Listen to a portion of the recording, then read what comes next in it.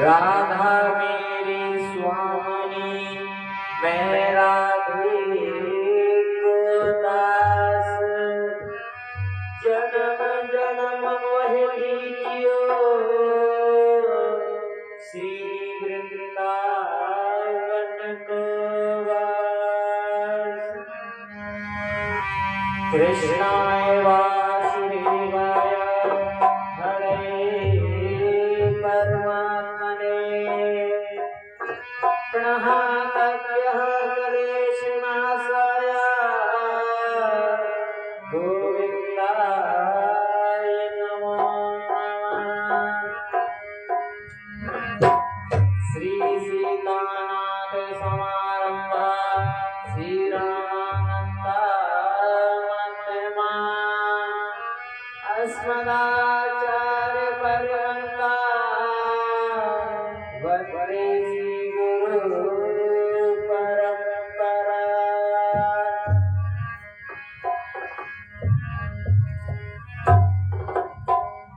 राम नाम के हीरे मोती मेरे राम गली गली ले लो रे कोई हर का प्यारा शोर मचाऊं गली गली। चलिए सभी अपनी वाणी को मिलकर पावन करते हैं। जो प्रेम गली में आए नहीं वो प्रेम निभाना क्या जाने।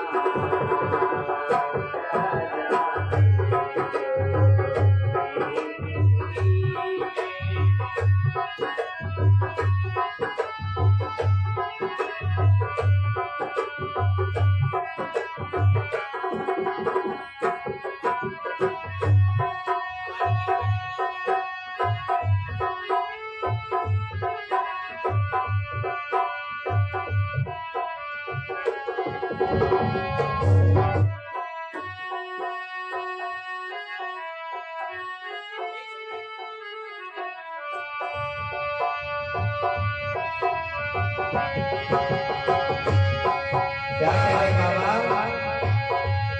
जो प्रेम गली में आए नहीं वो प्रेम निभाना क्या जाने।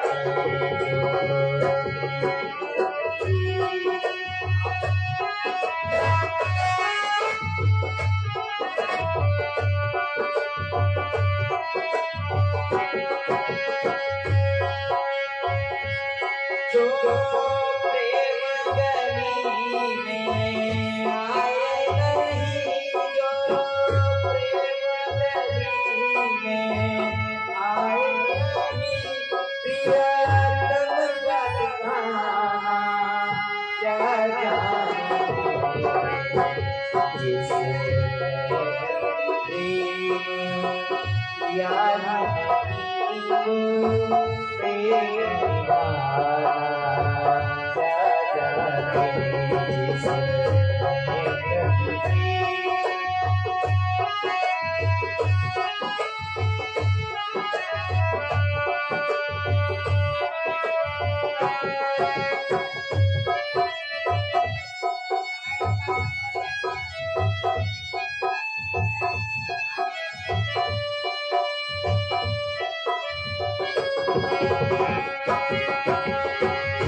बाबा कह रहे हैं दीदी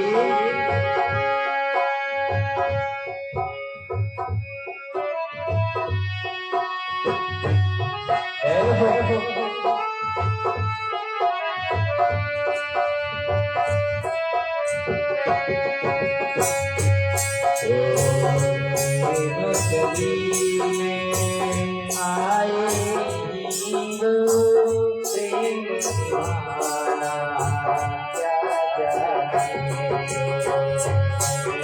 गली में आए हिंदू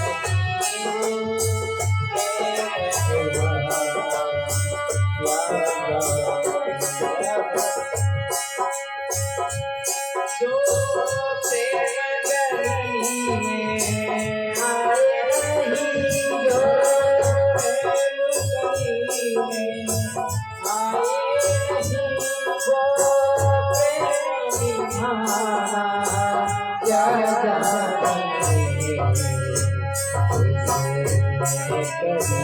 आए वो प्रेम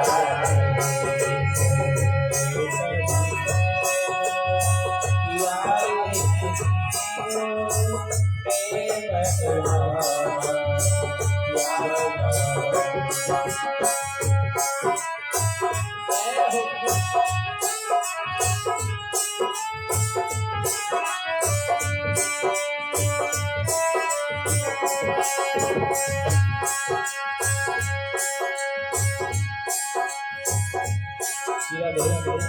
जो प्रेम गली में आए जो प्रेम गली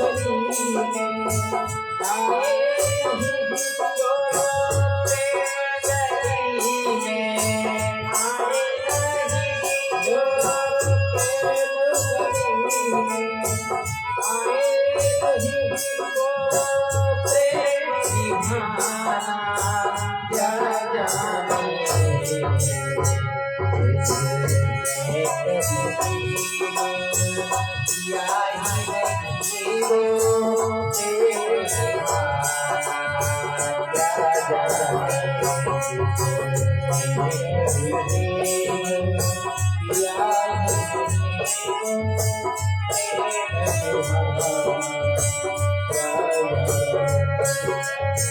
अपने जीवन में चाहे जितना भी अच्छा कर्म को बाबा क्या कह रहे हैं जो पेड़ पड़े फूल करे जो पेड़ पड़े नींद करे जो पेड़ पड़े फूल करे पेड़ पड़े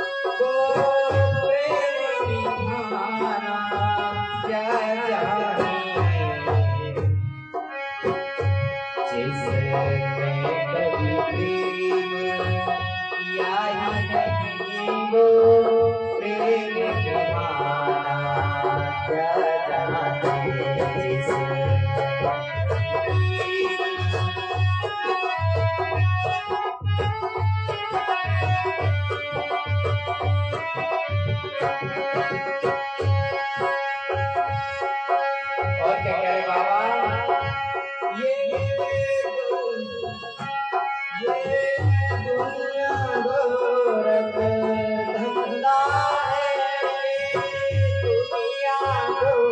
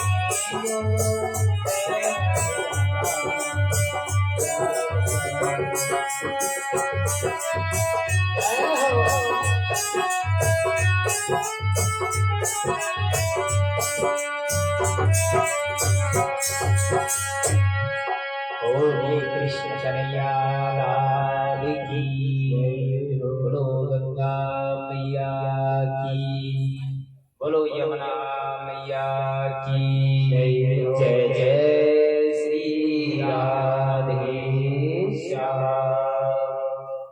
सभी को राधे राधे सादर जय सिया राम। सभी ठीक ठाक? चलो बहुत बढ़िया। सभी ठीक ठाक बने रहे, ऐसी गोविंद जी से प्रार्थना है सभी को कृपा बना रखें।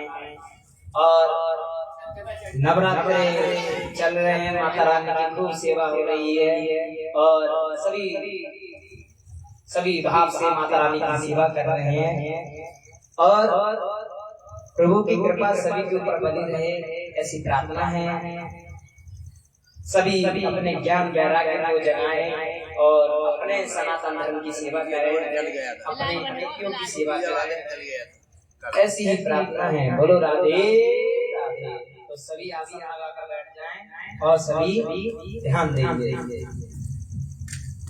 कल आपने श्रवण किया कि जो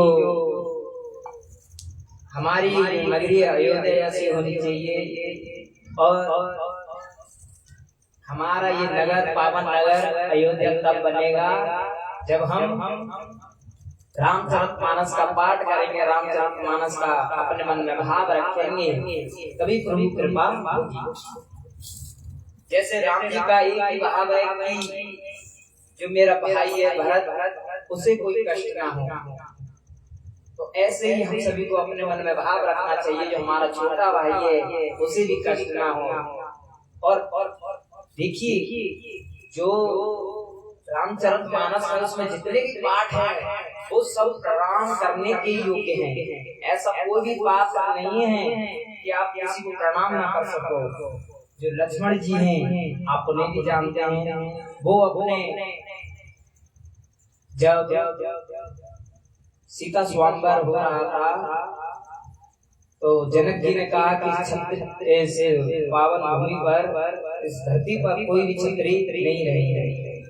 तो लक्ष्मण जी को क्रोध आ गया, उन्होंने क्रोध में बोला क्या कह रहे हो आप जानते नहीं यहाँ पर अभी भी क्षत्रिय बैठे हैं। अगर मेरे भैया बोले तो इस भूमंडल को बॉल की तरह उछाल के फेंक सकता हूँ, आप इस धनुष की बात कर रहे हैं। तो बताइए हमारे लक्ष्मण भैया का देखिए क्या स्वभाव है, उसी प्रकार और हमारे भैया का जो भाई ने राज दे दिया उसे अपना मानते ही नहीं है। वो उनसे ये कहते हैं कि भैया आप राज्य संभालिए, मैं आपके बदले में वन में रहता हूँ। लेकिन राम जी ने मना कर दिया, नहीं भैया मुझे वनवास हुआ है तो मैं ही करूंगा। तो वन में आकर एक चरण खड़ा ले जाकर अपने सर पर अपनी राजगद्दी कर ली, लेकिन कभी गद्दी पे नहीं बैठे, शासन किया है लेकिन उस तरीके से नहीं कि गद्दी पे बैठे मतलब शासन किया हो, नहीं, अपने एक अलग में रह के वन में रह के शासन किया है ताकि भैया का जो मान है बना रहे। बोलो गोविंद भगवान की जय। और पात्र कैसे हैं? रावण भी प्रणयाम, जो रावण है उनको भी नमन किया जाता है। रावण ने सबकी भलाई के लिए अपने ऊपर ये कलंक लिया, अपने प्रभाव दिया। लेकिन एक बार जब राम जी सेतु पुल का निर्माण करना चाहते थे तो उनसे कहा कि जामवंत जी से कि आप कोई ऐसे ब्राह्मण लाइए जो शिव के सेवादार हो, सेवा करते हो और वैष्णव हो। राम जी वैष्णव हैं और शिव को बड़ा मानते हैं, वो अपना इष्ट मानते हैं और जो शिव हैं वो राम जी को बड़ा इष्ट मानते हैं। तो उन्होंने कहा कि मैं लंका पर विजय करना चाहता हूँ, इसलिए मैं यज्ञ करना चाहता हूँ। तो आप कोई ऐसे ब्राह्मण बताइए जो हमारा ये कार्य कर सके। तो जामवंत जी बोले कि इस पूरे भूमंडल में एक ही ब्राह्मण है, वो है दशानन, पर वो आपके आचार्य नहीं बनेंगे। लेकिन राम जी ने बोला कि दादाजी आप एक बार उनसे कहिए तो सही कि हमारा ये कार्य पूर्ण करने में हमारा सहयोग है। तो जामवंत जी ने कहा चलिए मैं आपके लिए प्रयास कर लेता हूँ। तो पहुंचते हैं लंका और जो जामवंत जी हैं ब्रह्मा जी के ही पुत्र हैं और जो रावण है वो ब्रह्मा जी उनके दादा लगते हैं रावण के। और जैसे ही जामवंत जी आते हैं तो सभी द्वार वालों से कहते हैं कि हमें सम्मान पूर्वक हमारे महल में ले आए। तो जामवंत जी बोले ब्राह्मण देव मैं आपके लिए यज्ञ लेके आया हूं। दो व्यक्ति हैं यज्ञ कराना चाहते हैं, क्या आप उनका यज्ञ करेंगे? रावण ने बोला आप दो व्यक्तियों के बारे में बता रहे हो, कहीं वो राम लक्ष्मण तो नहीं है? कि हाँ राम लक्ष्मण ही हैं। और वो किस लिए यज्ञ करना चाहते हैं? जामन जी कह रहे हैं कि वो लंका पर विजय करना चाहते हैं, इसीलिए वो यज्ञ करना चाहते हैं। तो रावण जी ने बोला कि हम स्वीकार करते हैं, उनका हम यज्ञ कर देंगे। तो रावण के पास इतनी बड़ी पावर है कि उसने नवग्रह को अपने घर में सेवादार बना रखा है, इतनी बड़ी पावर है। तो सभी नक्षत्रों को बिठाया, सभी नवग्रह को बताया और सुबह 5:30 बजे का मुहूर्त निकला। तो रावण ने कहा कि मैं सुबह 5 बजे पहुंच जाऊंगा, और जो हमारे यजमान हैं वो वन में रह रहे हैं, तो आचार्य का पूरा कर्तव्य होता है कि उनका जो यजमान है उनके पास कोई भी सामग्री ना हो, तो आचार्य का कर्तव्य है कि वो पूरी सामग्री लाकर रखे। तो आज्ञा दी जामन जी ने कि ब्राह्मण देव आज्ञा। तो 5 बजे का मुहूर्त बताया। तो रावण ने कहा कि राम जी विवाहित हैं, तो अक्षय कुमार को बोला कि सीता जी से कह दीजिए कि वो तैयार हो जाएं और उनके पति यानी कि राम यज्ञ करना चाहते हैं, क्योंकि जिसका विवाह हो जाता है जब तक उसका जोड़ा नहीं बैठता है तब तक यज्ञ मान्य नहीं होता है, पूर्ण नहीं माना जाता, अधूरा यज्ञ हो जाता है। तो रावण सुबह 5 बजे पहुंचे और यज्ञ की तैयारी करी। भगवान राम ने अपने हाथों से शिवलिंग बनाए और राम जी से पूछा कि हमारे यजमान जी विवाहित हैं? उन्होंने बोला हाँ जी। आपकी पत्नी की उन्होंने बताया कि इसी प्रकार हमारी पत्नी वो वन से कहीं चली गई। उन्हें सब कुछ पता है, भगवान सब जानते हैं, भगवान अनजान नहीं है, भगवान सब जानते हैं। तो उन्होंने बोला कोई बात नहीं, आपकी अपनी पत्नी से बोलिए कि आपके पास में आकर बैठ जाएं और यज्ञ को पूर्ण करें। तो उन्होंने आवाज दी, सीता जी रथ से करके आई और बैठे और यज्ञ चालू हुआ। यज्ञ होते ही राम जी ने पूछा आचार्य आपकी दक्षिणा? रावण ने बोला कि मेरी दक्षिणा ये है कि जब मेरा अंत समय आए तो मुझे अपने दोनों यजमान मुझे सामने चाहिए। ब्राह्मण की दक्षिणा यज्ञ कराते हैं तो ब्राह्मण की कितनी भी बड़ी दक्षिणा हो सकती है, कुछ भी मांग सकता है और यजमान का काम है उसे देना। तो उन्होंने बोला कि जब मेरा अंत समय आए तो मुझे दोनों यजमान अपने सामने चाहिए। तो रावण का देखिए कितना बढ़िया भाव है, और हम सब लोग रावण को कितना गलत समझते हैं, लेकिन गलत नहीं है, अपने देखने का नजरिया है। बहुत सारे लोग हैं कि रावण के 10 सर बना देते हैं। अरे 10 सर नहीं है उसके, 10 सर जितना दिमाग है। हम लोग सोचते हैं कल की, रावण सोच लेता है बहुत आगे की। तो 10 सर का जिसके पास दिमाग हो, ऐश्वर्य हो, तीनों लोग उसके हाथ में हो और नवग्रह जिसके यहाँ झाड़ू पोछा करते हो, तो बताइए मान है कि नहीं रावण?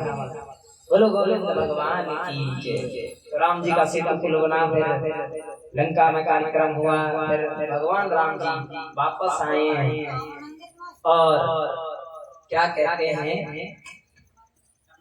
फिर उसके बाद भगवान राम अयोध्या में आते हैं और शासन करते हैं। और कल आपने श्रवण किए भगवान का जन्म उत्सव, भगवान कन्हैया मथुरा की जेल में प्रकट हुए हैं और सारा शांत माहौल है। रात्रि में 12 बजे भगवान जन्म लेते हैं और सभी खूब बधाई गाते हैं। और जो वसुदेव हैं उन्हें सर पे रख के टोकरी में रख के यमुना पार गोकुल पहुंचते हैं और गोकुल में बधाई हो रही है। चलिए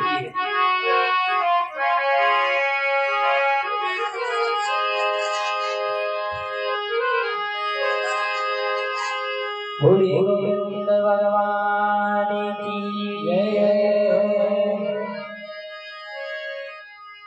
लाचार रखो विपन बिहारी प्यारी राधा के घर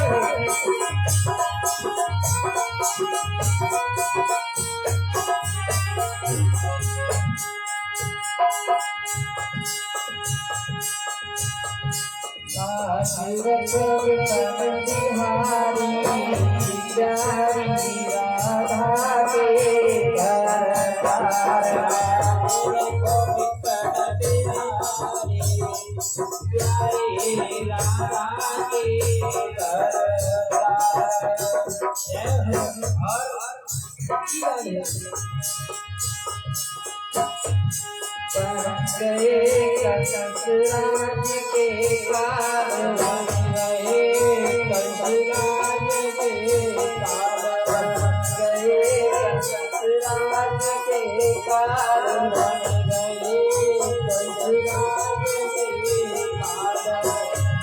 पूजना तुमने मारी पूजना तुमने मारी प्यारी राधा के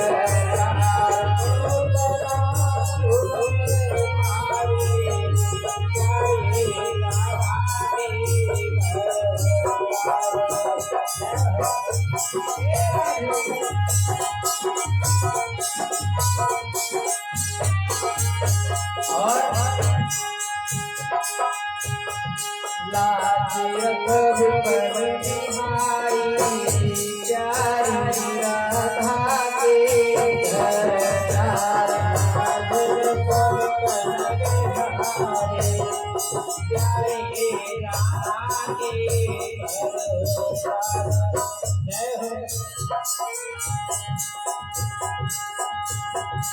लाज रखो विपन बिहारी प्यारी राधा के घर लाज रखो विपन बिहारी प्यारी राधा के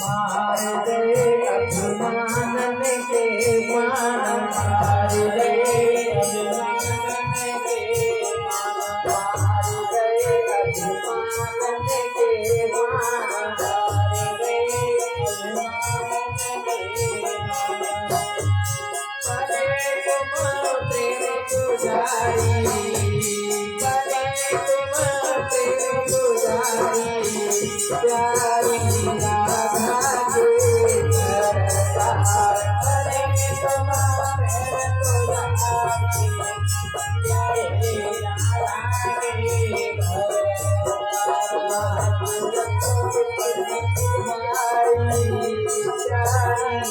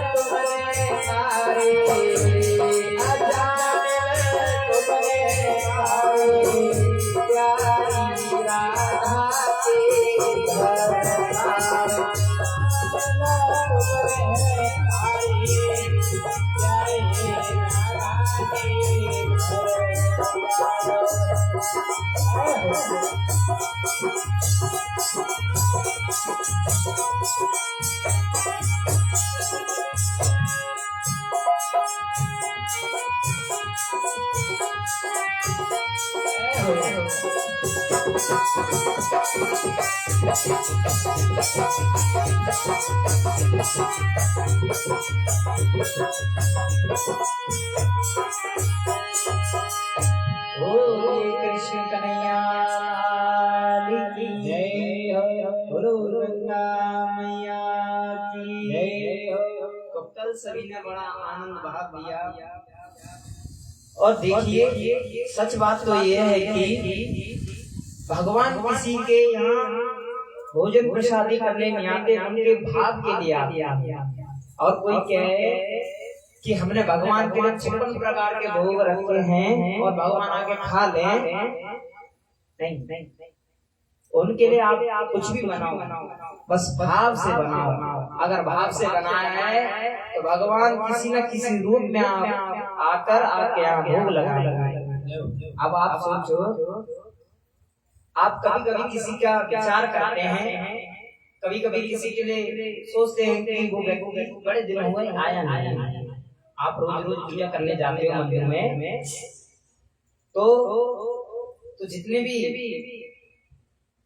भगवान स्थापित होते हैं, आप उनके ऊपर जल वगैरह डालते हो, तो उनको लगता है कि आप आए हैं। लेकिन आप जब नहीं जाते हो तो भगवान किसी न किसी रूप बनाकर आपसे मिलने चले जाते हैं। ऐसा ही भगवान का भाव है। तो हम सभी को अपना भाव शुद्ध करना होगा, अपना मन शुद्ध करना होगा, तभी भगवान मिलेंगे। आज पूरी दुनिया भगवान को देखने के लिए मंदिर जाती है, वृंदावन जाती है, लेकिन जो घर में भगवान बैठे हुए हैं साक्षात हमारे माँ बाप, उनको नहीं पूछती है। ये सच है। अब कहेंगे, देखिए हम सभी को जो हमारे घर में माँ बाप है, जिनके होंगे वो जानते होंगे वो किस तरीके से व्यवहार करते हैं। देखिए हमें अपना व्यवहार किसी से इस तरीके से नहीं करना चाहिए जो आने वाले समय में आकर हमें उसके लिए सोचना पड़े, बात करने के लिए सोचना पड़े। तो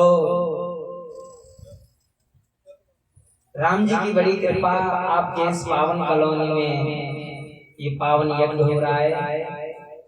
तो मैं आपको एक चीज बता दूं, जो बुजुर्ग लोग होते हैं उन्हें अपने जीवन में रखना बहुत ही जरूरी है, क्योंकि उनके पास अनुभव होता है। अब आप जैसे आप इस सूर्य विहार को अच्छी तरीके से जानते हैं, इधर किधर गड्ढा है, किधर ज्यादा पानी भरना है, ये आप सब जानते हैं। अब नया व्यक्ति आए तो उसे समझ के आना पड़ेगा।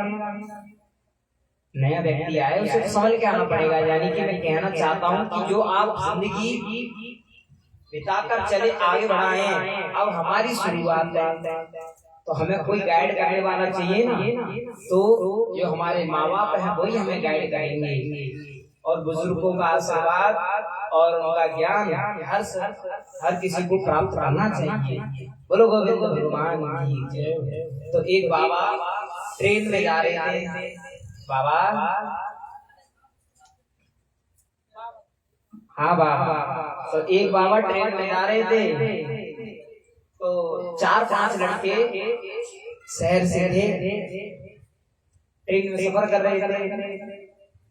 तो वो कह रहे हैं कि टाइम पास नहीं हो रहा है, तो कुछ ऐसा किया जाए, टाइम पास नहीं हो रहा है, कुछ ऐसा किया जाए जिससे हमारा टाइम पास हो जाए और हमारा जो मन इधर उधर भाग रहा है वो एकांत हो जाए।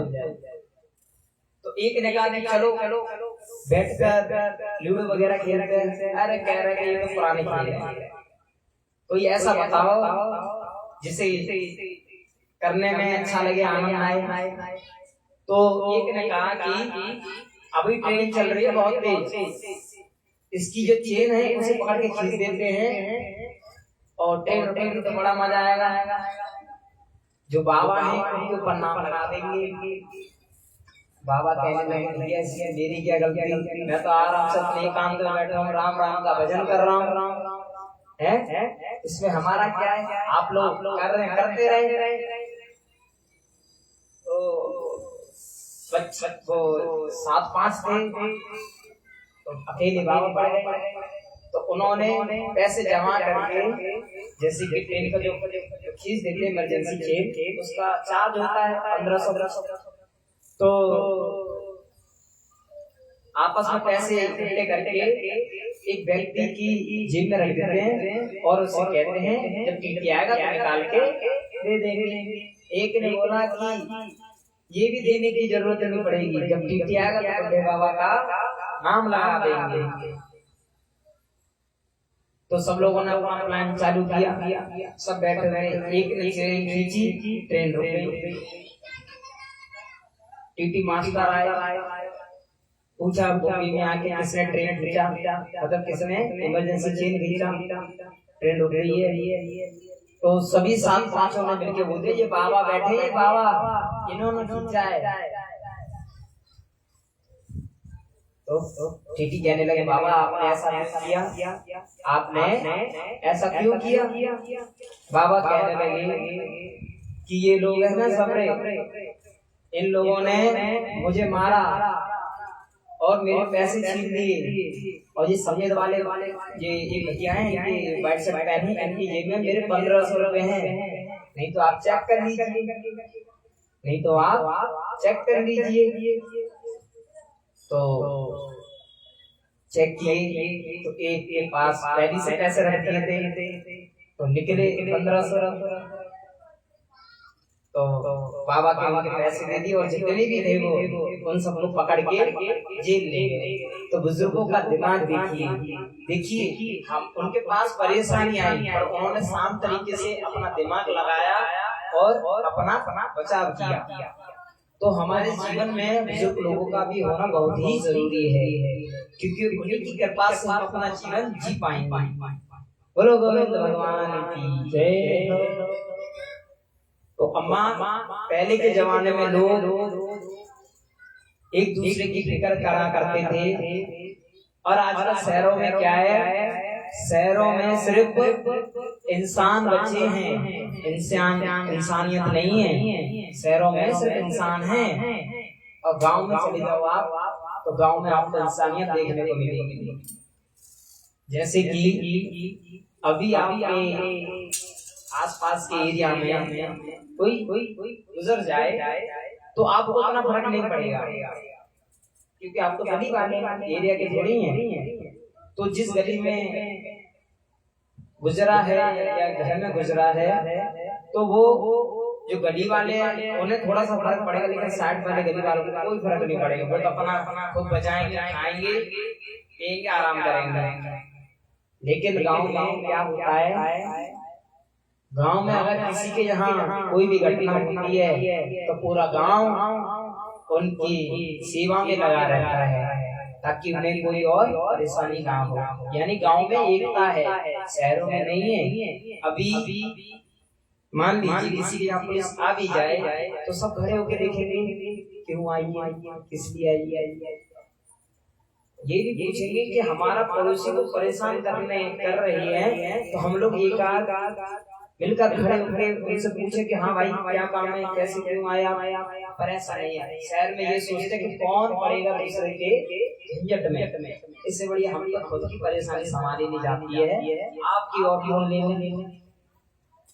तो क्या कहते हैं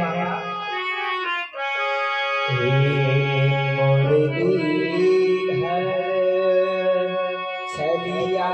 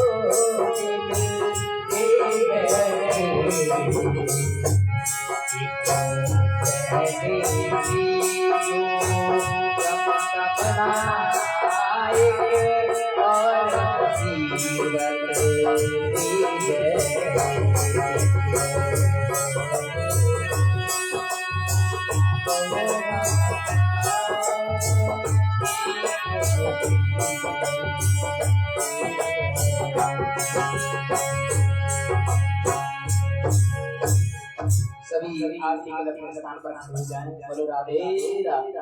हाँ, सभी लोगों ने आरती की तैयारी कराई, सभी खड़े हो जाए, आरती कराए। राधे राधे।